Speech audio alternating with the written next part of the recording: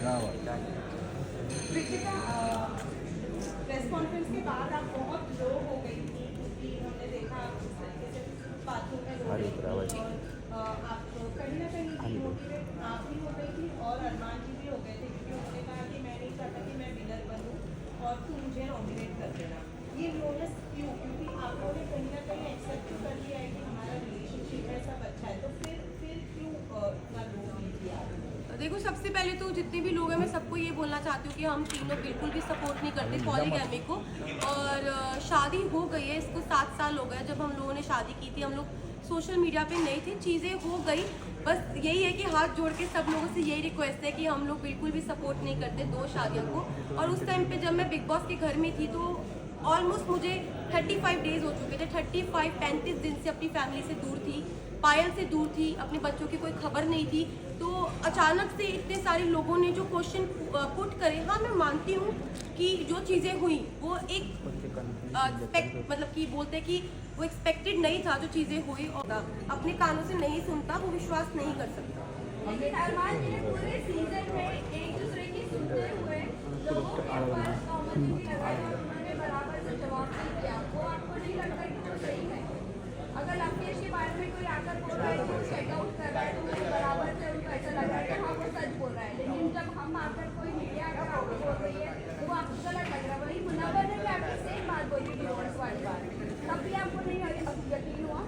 नहीं, मुझे यकीन नहीं हुआ क्योंकि देखो ये जो बात है ना बहुत ज़्यादा, आप समझो मैं घर के अंदर हूँ, 40 दिन से घर में अंदर हूँ, अचानक से कोई ये बात बोलता है, पायल डाइवोर्स वाली बात जो बोल रही है, ये कितनी शॉकिंग बात थी कि इसकी वजह से मैं पूरे 2 दिन इतना ब्रेक डाउन रही हूँ, इतने इमोशनली, मतलब हर चीज़ से मैं जूझ रही थी उस घर के अंदर। तो मुझे कहीं ना कहीं लग रहा था कि मैं अपने दिल को ये चीज़ समझा रही थी कि क्या पता ये बात सच हो, क्या पता ना हो, क्योंकि मेरे को यही था मैं बाहर जाऊँ और मैं पायल से डायरेक्ट बात करूँ। जब मैं घर से बाहर निकली टॉप 5 में, जब मैं इस रेस से बाहर निकली, मैं बाहर निकलते ही स्टेज पे पायल थी और मैंने उससे पूछा तू ठीक है ना? उसने बोला हाँ मैं ठीक हूँ। बाकी बात की, अभी तक मैंने फोन अपने नहीं देखे, कुछ नहीं करा। कृतिका जी, अब मेरा सवाल आपसे है कि जैसे कि पायल के वन बाय वन प्लीज। पायल तेरी की डिवोर्स में लेने जा रही है, इसका मतलब पायल ने बिना डिवोर्स लेके आप दोनों ने शादी की, तो इसका मतलब आपकी शादी तो नल एंड वॉइड हो गई है according to the Indian law कि अरमान और जो आपकी शादी है वो असली रियल में शादी है ही नहीं है कानूनी हिसाब से। उस पर आप क्या कहना चाहेंगे? देखो, मैं सबको यही बात बोल रही हूँ, हम लोग पॉलीगैमी को सपोर्ट नहीं कर रहे, जो 2 शादियाँ इसको बिल्कुल भी सपोर्ट नहीं कर रहे। और जो मेरी अरमान जी की शादी है, जब पायल ने रेडी हुई, पायल की मर्जी थी तभी शादी हुई, और पायल एज अ फर्स्ट जो हो गया, प्लीज वो हो गया। बार बार एक और सवाल है कि अरमान के ऊपर काफी गंभीर एलिगेशन है, 11 ईयर ओल्ड गर्ल का रेप का एक्यूज है, उस पर आप क्या कहना चाहिए? मैं इस पर्सनल चीज के बारे में कुछ नहीं बोलना चाहती। I am not supposed. क्या आपको मालूम था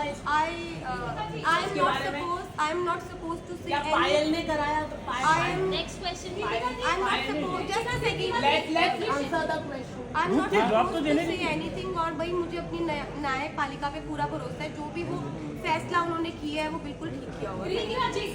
लास्ट क्वेश्चन कृतिका,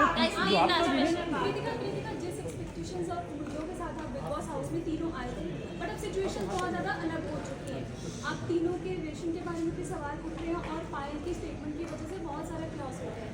आपने अब 2 दिनों में जो सिचुएशंस फेस किया उसके बाद अब मेंटली प्रिपेयर हैं, क्योंकि फैमिली से भी बात होगी, पायल से भी बात होगी, और आपको अपने जो ब्लॉग्स चैनल के जरिए आपके फैंस आपके साथ कनेक्टेड है, आपको उनको रिप्लाई करना। जी, मैं बिल्कुल प्रिपेयर हूँ हर चीज़ के लिए। हम तीनों ने जो हमारा रिश्ता है वो आप लोगों को सभी को पता है, और मुझे पता है कि वो इतनी इजीली नहीं टूटेगा। अब मैं बाहर आ गई हूँ, जो भी चीज़ें हैं, जैसी भी चीज़ें, सारी चीज़ें इकट्ठी बैठ के फेस करेंगे। एक सवाल आपसे ये है कि आप थैंक यू। लास्ट आखिरी